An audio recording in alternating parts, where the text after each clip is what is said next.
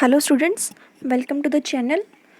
आज के video session का हमारा कंसेप्ट है difference between private company and public company. काफ़ी इम्पॉर्टेंट टॉपिक है, right. And being a commerce student हमें ये बिल्कुल क्लियर होना चाहिए कि एक private company and public company में क्या डिफरेंस होता है। यूजीसी नेट में भी मोस्टली इसके क्वेश्चंस आ जाते हैं some of the times. So start करते हैं। देखिए, हमारा है first difference private company and public company के बीच में। सो फर्स्ट इज़ कि इनका मीनिंग क्या है। A private company refers to a company that is owned and traded privately. Means private company एक ऐसी कंपनी है जिसका जो ऑनरशिप होती है वो भी प्राइवेट हैंड्स में होती है और ये ट्रेडेड भी प्राइवेटली ही की जाती है। मीन्स पब्लिक इस प्राइवेट कंपनी की वर्किंग्स में इंटरफेयर नहीं कर सकते हैं। एंड पब्लिक कंपनी एक ऐसी कंपनी होती है जिसकी ऑनरशिप एंड जिसका ट्रेडिंग प्रोसीजर पब्लिकली होता है, यानी कि पब्लिक को परमिशन दी जाती है कि वो इस कंपनी के शेयर्स को परचेज़ करके इसके ट्रेडिंग प्रोसीजर एंड ऑनरशिप में पार्टिसिपेशन कर सकते हैं। डन। सो ये था हमारा first difference between the private company and the public company. Second base of difference है हमारा इसमें कि मेंबर्स की लिमिटेशन कितनी होती है। See as per the companies act 2013 private company में मिनिमम नंबर ऑफ मेंबर्स 2 होते हैं and maximum number of members 200 हो सकते हैं। बट अगर हम पब्लिक कंपनी की बात करते हैं, so as per the companies act 2013 public company में मिनिमम नंबर ऑफ मेंबर्स 7 होते हैं and maximum number of members की कोई लिमिट नहीं होती है। मीन्स एक पब्लिक कंपनी में मैक्सिमम कितने शेयर होल्डर्स होते हैं इसकी कोई लिमिटेशन नहीं है मेंबर्स की। डन।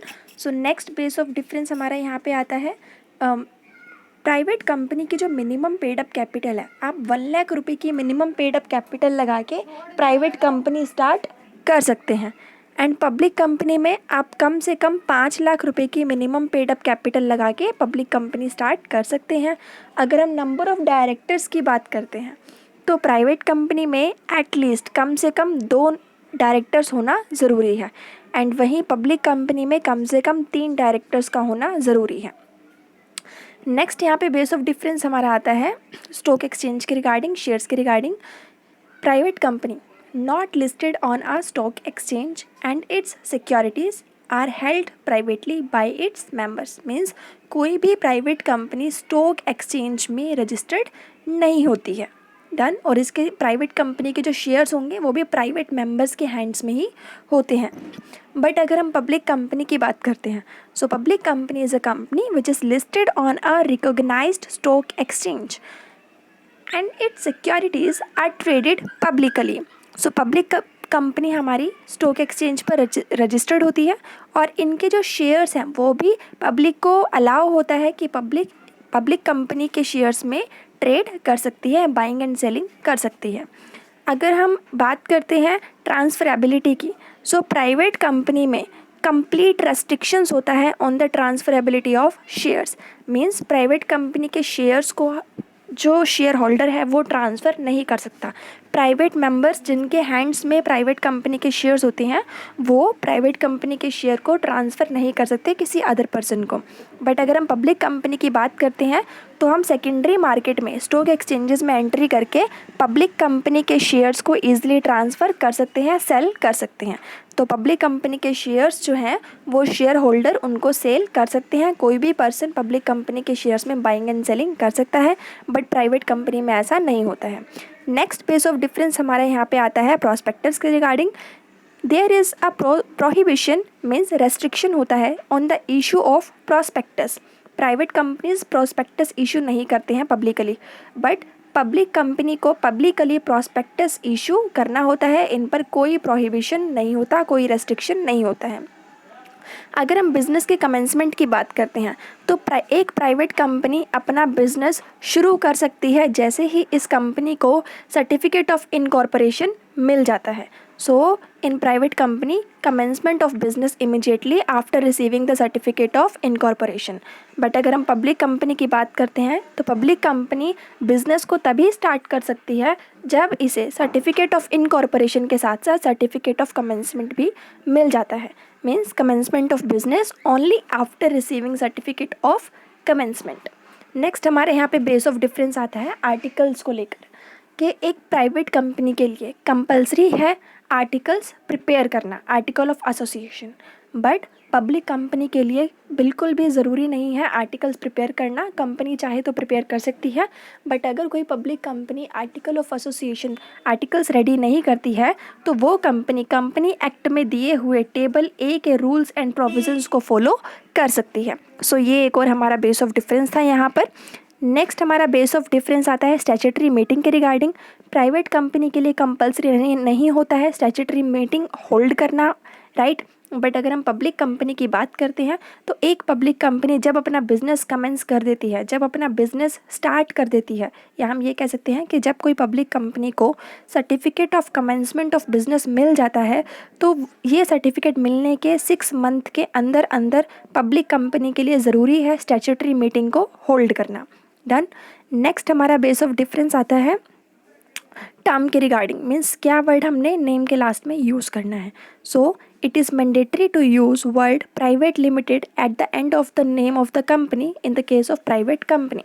अगर कोई कंपनी प्राइवेट कंपनी है, किसी कंपनी का नेचर प्राइवेट है, तो उस कंपनी के लिए ज़रूरी है, कंपलसरी है अपने नेम के लास्ट में प्राइवेट लिमिटेड लगाना.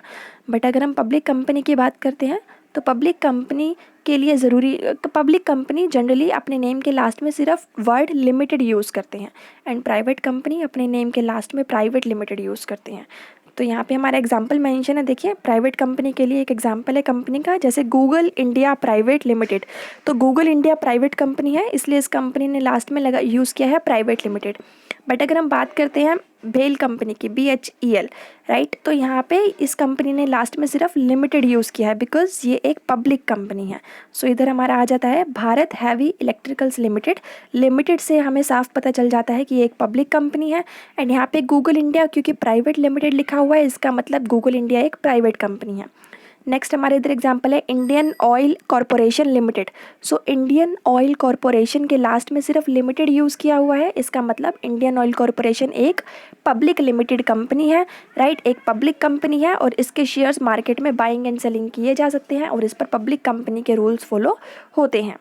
करेक्ट स्टूडेंट्स, ये हमारे बेसिस ऑफ डिफरेंस थे. इन्हें समझने के बाद हमने यहाँ पे कुछ प्रैक्टिस क्वेश्चंस यूज़ किए हैं, आपने इनके आंसर देने हैं. फर्स्ट क्वेश्चन है हमारा, अ public limited company. First option, एक पब्लिक लिमिटेड कंपनी के लिए इनमें से कौन सा ऑप्शन राइट है, आपको चूज़ करना है राइट ऑप्शन.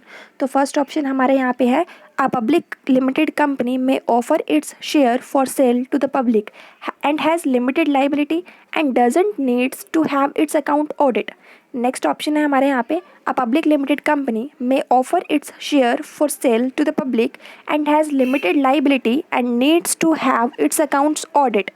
नेक्स्ट ऑप्शन है हमारे यहाँ पे, a public limited company employs many persons, has unlimited liability and needs to have its account audited. Next है हमारा option, a public limited company employs many persons and has unlimited liability and doesn't needs to have its accounts audited. So इस option में से कौन सा option correct है ये आपने डिसाइड करना है, चूज़ करना है. नेक्स्ट हमारे यहाँ पे क्वेश्चन है, what is the maximum number of members in a public company. एक पब्लिक कंपनी में मैक्सिमम नंबर ऑफ मेंबर्स कितने हो सकते हैं, 2, 7, 50 या फिर अनलिमिटेड. तो इधर आपने राइट ऑप्शन चूज़ करना है.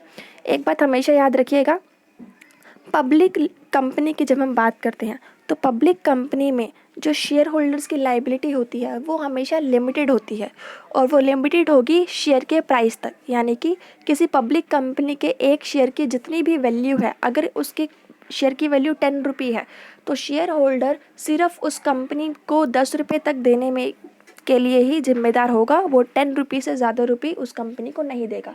सो पब्लिक कंपनी में शेयर होल्डर्स की लाइबिलिटी जो है वो लिमिटेड हो जाती है, राइट. बट अगर हम प्राइवेट कंपनी की बात करते हैं तो प्राइवेट कंपनी के सिचुएशन में ऐसा नहीं होता है. सो ओवरऑल ये हमारा पूरा वीडियो सेशन था आज का, राइट. जिसमें हमने देखा कि private company and public company के बीच में क्या डिफरेंस होता है। Thank you so much students, keep practicing, stay tune, have a good day.